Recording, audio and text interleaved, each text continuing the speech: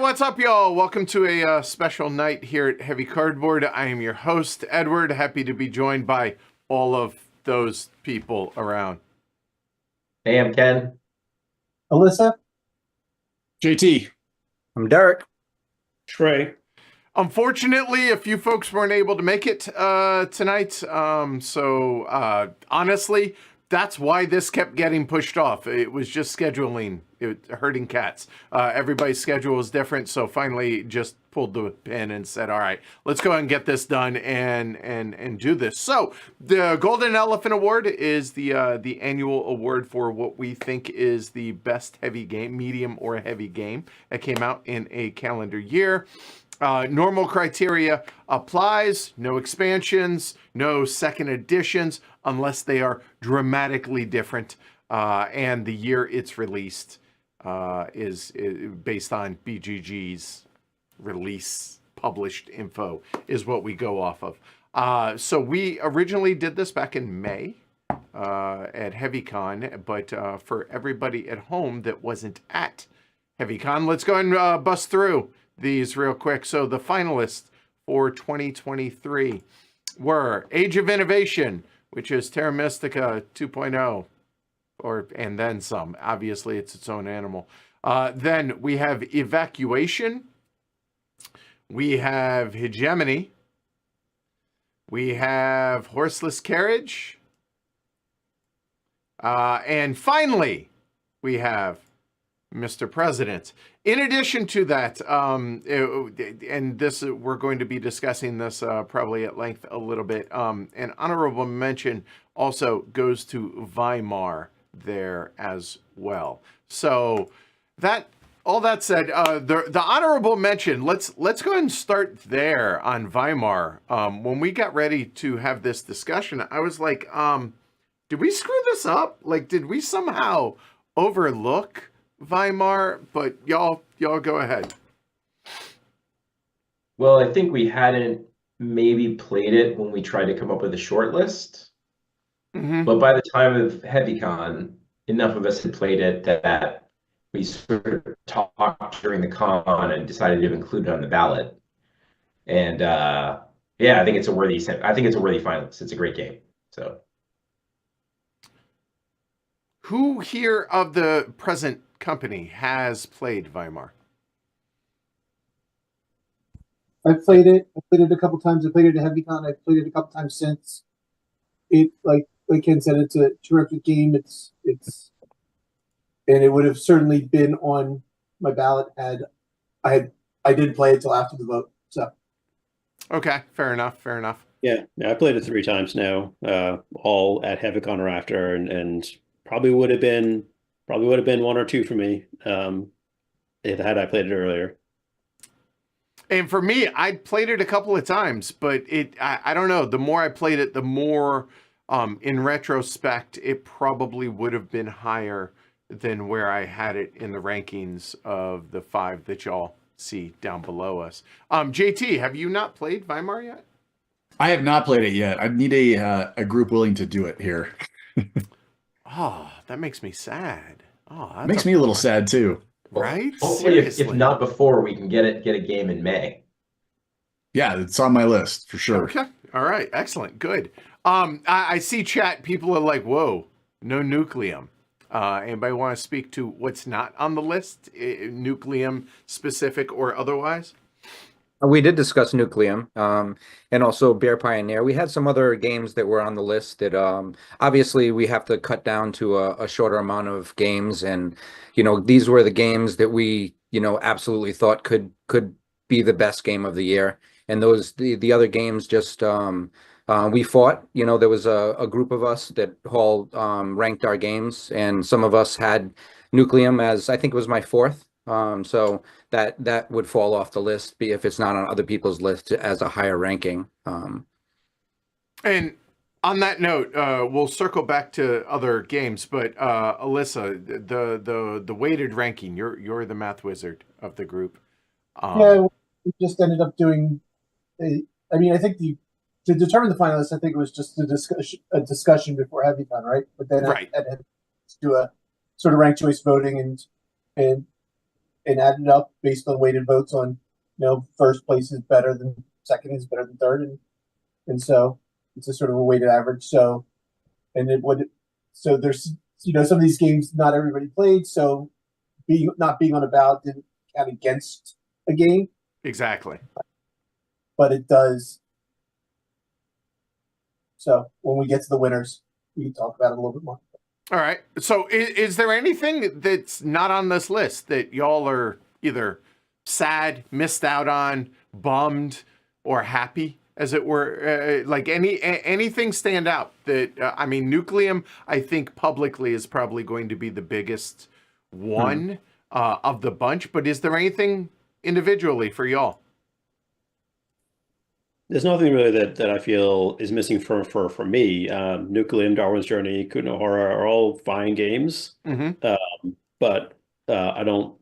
They didn't bring anything in a way that I found compelling as much as the other ones on our list. So yeah, I mean, Beer Pioneer actually is another one that is one that I agree with Derek might rise in my opinion over more plays. So that one could have become a finalist for me. Yeah, I mean, I think I could speak to Bear Pioneer a little. I think I've played it now 6 or 7 times. Originally with the German release, we just did the paste ups to play it because of its original release. And over subsequent plays, I've actually enjoyed it more. And I've actually wanted to play it more. It's kind of strange. Normally it's the opposite, whereas I get more plays. I kind of want to play it less because I feel like I've invested everything I've seen everything I can do in this game. But with this game, I think it's just the tightness of the game and the way the players interact, and it's relatively simple, but it's mechanism. It has a fair amount of strategy. JT, anything to add? I mean, I had a couple that I might have added. There was, I believe, the 2023 release was it's called The British Way, but it's a two-player coin game. Hmm. And it was super well done. I was so impressed with it. And it's really 4 games in one. They're smaller. They take about an hour and a half to play or so, but that would have probably been on my list. I've really enjoyed those. All right. I'm looking on BGG, like Dune Imperium Uprising, not with this group, Voidfall. I know some people will be surprised that maybe that's not on the list. Station Fall. Keep going through this. I feel like Arborea. I feel like we pretty much So the big one for me is La Familia. and that was the last one that I was going to bring up. Yeah. Yeah, go ahead, Ken. Yeah, when I look at my own personal list from 23, I think it's probably like my number 4. It's a game that I would happily suggest and happily play basically anytime. Obviously, it's sort of a weird niche game because it's exactly 4 and it's a partnership game, but if you have that player count, it's pretty great.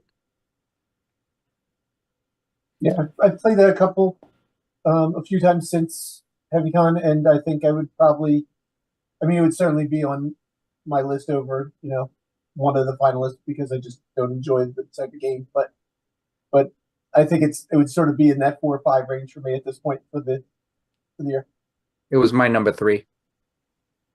So yeah, and for me, Weimar is the only one that missed out of this list that I would have liked to have seen. Maybe swap out Age of Innovation with Weimar, and that would have been a nearly perfect list in my opinion. But that's why it's not the Edward list. So do we want to talk about what makes these games? I mean, everybody in this group kind of has their own little pet ones of this. Start with Ken. Go for it.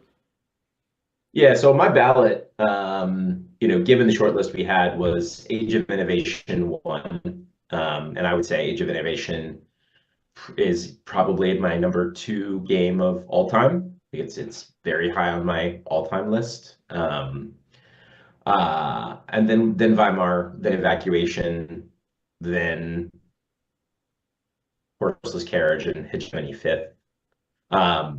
Yeah, so I can take an Age of Innovation because I think I'm probably the person in our group that likes it the best. Yep. I think that it's a nice opening of the tightness of Terra Mystica. It creates a more dynamic play space where you can do more and there's just a lot more possibilities than in the original game. I think it's cool that you can iterate on what was already a classic game and come out with something that I think I probably like better, although on different days you might catch me feeling different ways about those two. But yeah, for me that was the clear number 1 game of the year. But I recognize that in this particular group I'm in the minority. So Alyssa? Yeah, I mean, my ballot was Hegemony number 1, and that was pretty clear for me. and the other two that I sort of voted for were Horse's Carriage and Evacuation. If I remember right, I put Evacuation 2 and Horse's Carriage 3, but I'm not 100% on that. They're both very close. I didn't play Mr. President, and Agent Invasion is Terra Mystica, and I just don't enjoy the game. It's just it's not something that works for me. But Hegemony, I still get played. I have probably gotten 5 or 6 plays of it in since I moved in January, and so it is still a great game, and it's not getting stale. It's not getting boring, and so it was the clear number one for me. How about you, Derek? I definitely Hegemony was number one for me for the year. I mean, I felt really innovative. It felt very different. It created like this thematic scenario that you could talk about afterwards, and have a story about this game that actually somebody could actually understand if they're not even a board gamer. Say, oh wow, that's an interesting experience that you had, and so I felt like Hegemony kind of brought beyond what is the board and kind of gave you a little bit more of a taste of something else, more than any other game of that year. So I thought it was far away. Horseless Carriage is excellent. Just doesn't get to the table enough, and Evacuation is really well tooled, because the interactions between doing something and not having something else, and that interplay that happens when you have a tightness in some type of resource, but you have an abundance in something else. So you're kind of moving stuff around in a very smart way as you're leaving the planet. So all the games themselves, all the finalists are worthy, but I think Hegemony definitely for me was definitely far away number one. And I had these other ones lower on my list. And I had some others that aren't in this list that were on my list. JT? So in my top 3, my first one was Mr. President. I feel like it is, what was it, like 6 or 7 years in the making, and it really shows. I had very high expectations for it, and it's, I think, the best experience of a game I've ever played, even though it's a solitaire game. It's the scope, the way that it simulates everything so cohesively, and I feel like for me, I haven't, being a large solo gamer and multiplayer gamer, it's still one of those games that I think, even given its size and its complexity, it's one that I try to get to the table at least every 6 months or so. So I've done that so far. I played it when I first got it. I got it out again the next 6 months. It's coming up on another replay here soon. But I thought that was just such an achievement in gaming that it had to be my number one. Number 2 is Horseless Carriage. It's just so different, and so just like a lot of Splatter games, it takes normal gaming and kind of bends it around a little bit into a new way that you have to look at how demand and technology and everything lines up to sell the cars you want to sell. It's still, every time I play it, I think I have to wrap my brain around this again to figure out what I need to do. I've played it a couple times in person. I played it a lot more online, which is probably why it wasn't my number one, because if I want to play a game online more than I want to play it at the table, it knocks it down a peg for me.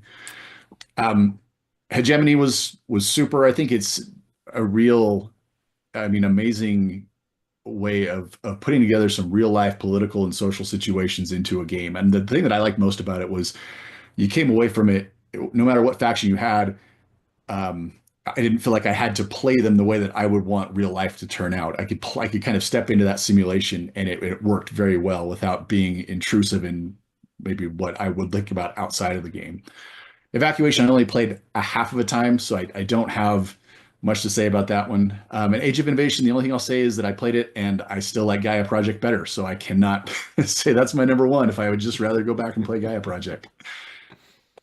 All right, and you, Shrey? Yeah. So I don't remember what I voted for number one. Is either Hegemony or Evacuation, and I think I was going back and forth for different reasons. Evacuation is the game. Evacuation, Age of Innovation are the two games that I actually want to continue to play these days. I enjoy them. I enjoy the and Weimar, but Weimar is a different kind of thing. The games I find myself drawn to on a game day, I'll be like, yeah, if that shows up, great, I'll happily play it. Although playing Age of Generation against Ken isn't really a winning proposition. But Hegemony is the one that, and I'm really glad to hear that Alyssa's got to play it several times since you moved up to Great White North. For me, it's become a game where I'm a little hesitant to pull it out because it feels daunting. And that's just a feel thing. It may not, when actually getting into it, may be fine. And so I think if my memory is correct, I actually ended up voting for Hegemony because in terms of the game itself, it's the one I think I respected the most in terms of like the whole package, the ideas, the theme, like how those will integrate, and while Evacuation is the one that I probably want to play the most, I think I voted for Hegemony. Yeah, and for me, I went about this maybe a little bit differently. I went about it less about what game I want to play the most and which I think was the most impressive as far as just 5 years from now will still matter. And it was a clear number one for me, which was Mr. President, to the surprise of probably nobody who's watching the show, with Hegemony second, even though I would probably put Hegemony lower on my I'm super wanting to play. It would probably be fourth, maybe fifth, fighting with Age of Innovation down there. With Horseless Carriage, probably number two. Mr. President is not going to hit the table terribly often, just from a time investment standpoint. But for what it does, I think JT summed it up pretty well, that it takes the scope of the U.S. presidency and turns it into a game that's both manageable but also feels all-encompassing. And it's unlike anything I've ever played before. And I think it's an absolute marvel to actually make it work. A 50-step process is one turn, which is kind of comical to think about, but it works, and it works really well. So I think for me, it was Mr. President 1, Hegemony 2, Horseless Carriage 3, Evacuation 4, and Innovation of the 5, since having played them all. And again, I probably Weimar would have been right up there with Hegemony for me for second now. And it's kind of interesting. Like, I would love the idea of being able to go back and look at Golden Elephants in years past, and do they hold up? Do your opinions change? Would you feel differently now than from way back then? So yeah. Anything else before we announce the what the People's Choice and the actual winner is? Anyone have anything you want to throw out there? Okay, let's get to it. All right, so the People's Choice voted on by the patrons. Heavy Cardboard. We have Hegemony in a landslide. By the way, it was not even close. It was a massive landslide victory for Hegemony. And then for the official Heavy Cardboard Golden Elephant Award winner of 2023, we actually have to put an S at the end of that because it's winners. And that was a tie between Mr. President and Hegemony. And that felt weird when we realized this. That, wow, a tie. But then I got to thinking about it, and that felt right. That felt like kind of how it should have turned out, as far as I'm concerned, from where I'm sitting, at least. And I know JT probably doesn't feel too bad about this either. Not at all. Not at all. Those would be my two picks. Yeah, and same. But Alyssa, so the ranked choice, weighted voting, all that. Right. So yeah, I mean, the way it worked out is obviously a much higher percentage of our group played Hegemony, and so it was on more people's ballots. But for the people that played both games, Mr. President was almost exclusively rated higher. And so when we ran through the math, you know, at one of the tables of HeavyCon, it ended up being pretty much a dead heat. And, you know, we had a quick discussion on, hey, does it matter that one of these games is voted on by less? And we kind of decided that it wasn't, and that a tie was the right thing to do. So how do y'all feel about that overall? What do you think? Do you think we got it right? And B, do you think they stand up? Are they games you still want to play? Again, in JT's in my case, of the current folks here for Mr. President, I know the answer is yes. But Hegemony, still excited about it? I mean, yes. Like I said, I've played it, you know, once every 2 months or so. And, you know, to Shrey's point, if you don't have a group that has played it, it is a daunting teach. It is, you know, a night, you know, you're not starting for 90 minutes and then it's a 5-hour game after that for the first play, right? And so it takes a commitment. But once you have a group that all 4 of you have played or all 3 of you have played, you can just sort of break it out every 2-3 months. You know, it's a little bit smoother experience and it's a lot of fun. I haven't played Mr. President yet. I do have the 2nd edition on order. Yeah, I think it's crazy. It still hasn't come out. It was supposed to come out in February, wasn't it? Like, wasn't that it? Well, GMT February is really like the next December. hey, guess what? That's where we're at now. I'm just saying. But yeah, that's a fair point. If that P500 ever delivers, then I will be able to chime in with an opinion. But I would like to get it back to the table for sure. And I'm so World Order. Any I mean, that's the follow up to Hegemony, obviously. How is y'all's interest level on that before we get out of here? I backed it. I'm not sure. It may be a play and sell, but the mechanics look great. I'm just not sure if the designers did such a bang up job the first time. I'll give them a chance, but yeah, I backed it with about a minute left in the Kickstarter campaign. That's how back and forth I went, and ultimately it was just on the strength of Hegemony. If there was no Hegemony and this was just standing on its own, I wouldn't even have looked at it. I didn't back it because my copy of Hegemony is right there and it's in shrink. Because other people have copies around here, and right, yeah, fair. Yeah, that's why I have the other games that weren't on the list. I do have Evacuation, and that does get played. And probably be good to play it again because we've been playing other games from that year. And obviously we really love to play the Essen new releases. So yeah, we're knee deep in trying to get through all those games so that we can get ready for this upcoming Golden Elephant. It's funny you mentioned that. That's what's sitting on the table. We just busted this out as a patron only the other day. This is coming for folks. Speaking of SM releases, so yeah, I feel pretty good about it. And also, it's kind of nice to see that. And look, the Splatter Boys, they're good friends of mine. But it's kind of cool to see that, Splatter released the game. It's the Splatter Award. No, not necessarily. So kudos to all the designers, all the publishers that keep putting out pretty amazing games and made, I think, that list down there a pretty solid 2023. Pretty good year overall. And 2024 is looking up to be a lot of really great titles too. So it's going to be an interesting mix.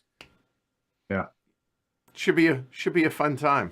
So again, big thanks to everybody here taking time, finally making this work. Again, apologies that not all the judges can make it tonight, but we'll be back next week with more content. So this is going to work real well. I have no doubt. So again, I'm Edward.